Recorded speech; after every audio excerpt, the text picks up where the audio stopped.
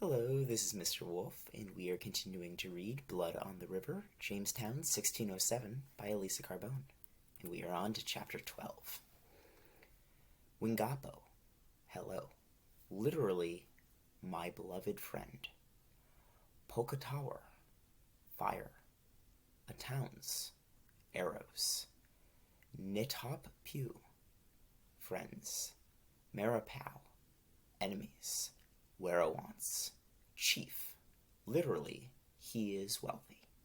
From Algonquin English Word Lists, compiled by Thomas Harriot, John Smith, and William Starchy.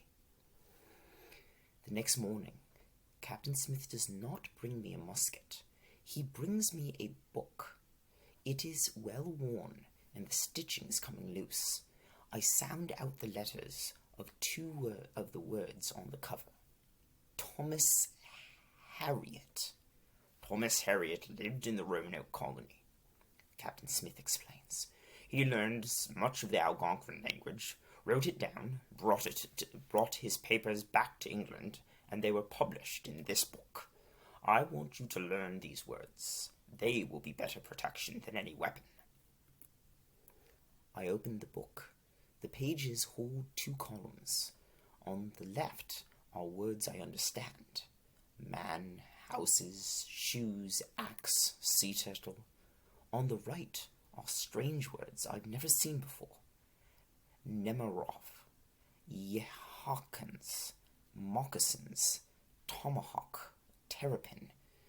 Farther down the page is a word with no English translation next to it.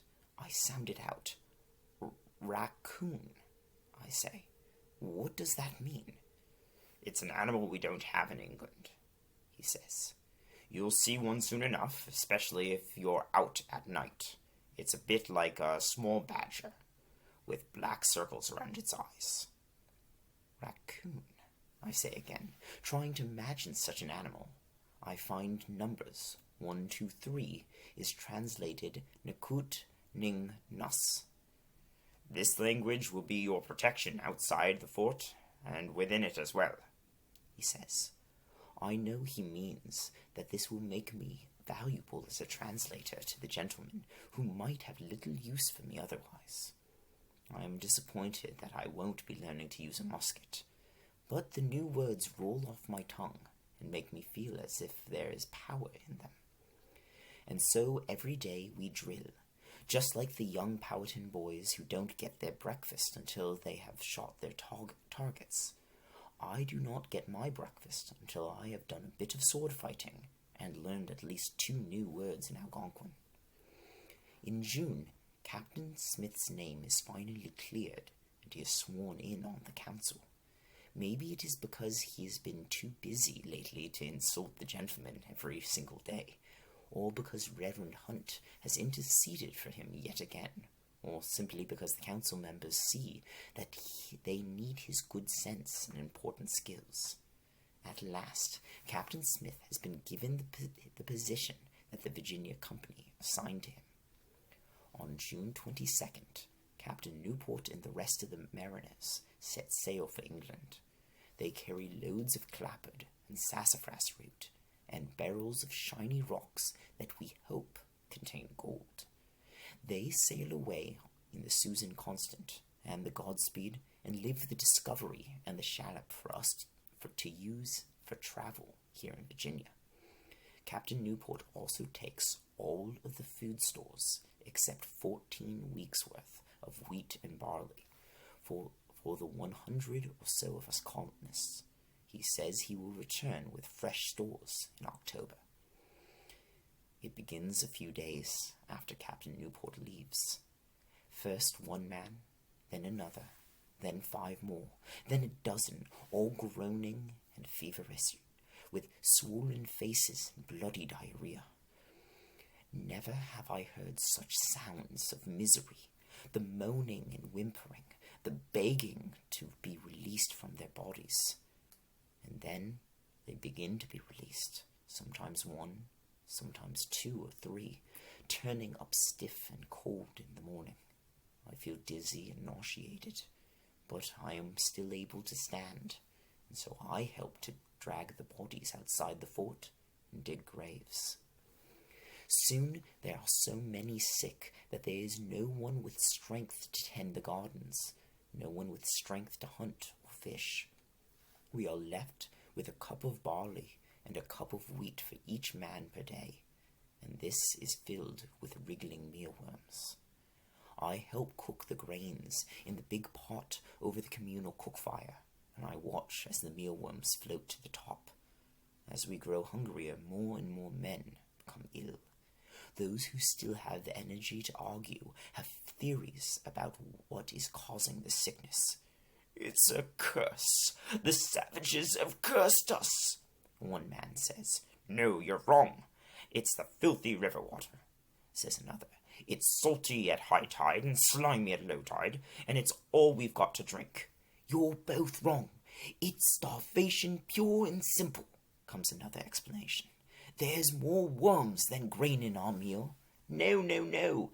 It's the wet and chill that's killing us. The rain comes right into my tent, and I sleep shivering every night." "Sleep? Who gets to sleep? I'm on watch every third night. A man can't stay healthy when he gets no rest." "You're all wrong," says another. "It's ratsbane. There's a Spanish spy among us, and he's poisoning us all. I know arsenic poisoning when I see it." But soon, even those who think they have an explanation are too sick for discussions. Captain Smith falls ill, then Captain Gosnold, Master Percy, then Richard, too, and Reverend Hunt. Some days I cannot stand. I lie in my bed groaning from the pain in my belly. Whether it is from hunger, poison, or sickness, all I know is that I am miserable. On the days when I can move, I bring food and water to Captain Smith, Reverend Hunt, and Richard. They are all sicker than I.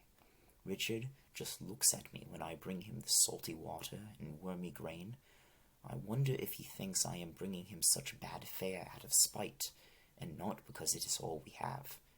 His eyes are glassy, with a faraway look. I think he will likely die even before the two of us have had a chance to put the past behind us and become friends.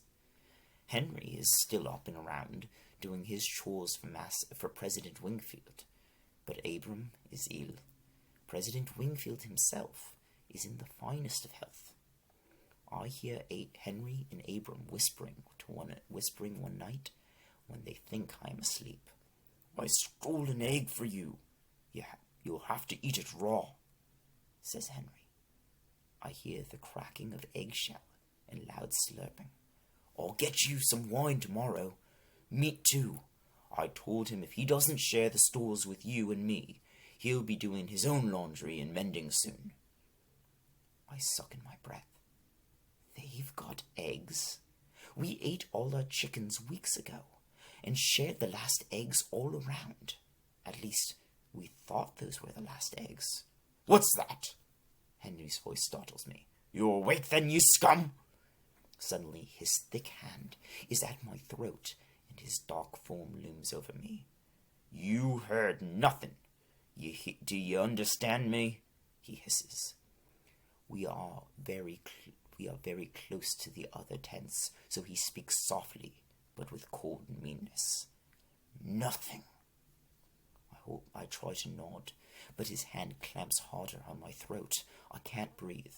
"Swear it," he demands. "Swear in God's name you will tell no one what you heard." "I swear it," I croak. He gives my throat one last shake, then releases me.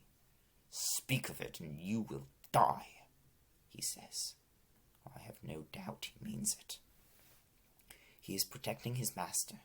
Without his master, Henry may be of no use to anyone. He might not even be worth his share of the dwindling food rations.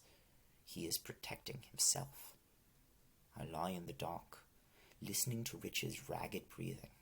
Will he die, with his last memory of me being something mean I said or did to him? And what of Captain Smith and Reverend Hunt? Will they die and leave me with no one to be my ally against the anger and whims of the gentleman, or of Henry? The next morning, 2 more corpses are dragged out of the tents. I am barely able to stand, but I will help to dig the graves. In my head, I count up how many of us there are left, and realize we have buried half of our men. "The savages might as well come finish us off now," I hear a man say, "and we'll disappear just like the Roanoke colony did." And all the while, Master Wingfield eats his meat and drinks his wine. John Leyden brings 2 shovels, one for me and one for him. We don't go far from the fort to dig the graves. 2 soldiers come with us as guards. As we dig, we look warily around, hoping there are no Indians to shoot us today. If we had more strength and more courage, we would go into the forest to hunt and bring back fresh meat. But too many men have gone to hunt and have staggered back into the fort with arrows in their bellies, only to die in agony a few days later. And now I know there is meat and eggs within the walls of our fort. Captain Smith is looking a little better today. He is up on his own, and so I will not need to bring him breakfast. I bring a bowl of wormy grains to Reverend Hunt in his tent. He is pale and lean, his cheeks sunken in. When I hand him the bowl, he fumbles with it and nearly drops it. How can he live much longer on this foul food and salty water? "Reverend Hunt, I have a question," I say. He nods. He is ready to listen. "If I have sworn not to do something, sworn in God's name, must I keep my word?" He frowns. "Who has made you swear anything in God's name?" he demands. I hang my head. I cannot tell him, or Henry will clamp his hand around my throat until there is no breath left in me. Reverend Hunt's hand shakes as he lifts a spoonful of gruel to his mouth. He chews, thinking, and speaks. "If you will not tell me all of it, I cannot give you an answer. But you are capable of finding the answer on your own. Your heart will know better than your head. Choose the path of love, not of fear. The choice you make out of love will always be the right one." I leave him and go to chop wood for the cook fire. With the last of my strength, I slam my frustration into the wood with my axe. I hate Henry. I hate him. I hate being afraid of him. If I keep my sworn oath to him, is that a choice made out of love? No, it is a choice made out of fear. I have grown to love Reverend Hunt with his patience and wisdom and his love for me. Have I grown to love Reverend Hunt with his patience and wisdom and his love for me? Yes. I throw down the axe. I have made my decision. I will tell what I have sworn not to tell. I go to find Captain Smith, where he is helping John Leyden to split Calapad. They are both weak, and work is going slowly. "Captain Smith," I say, "I would like to speak to you in private."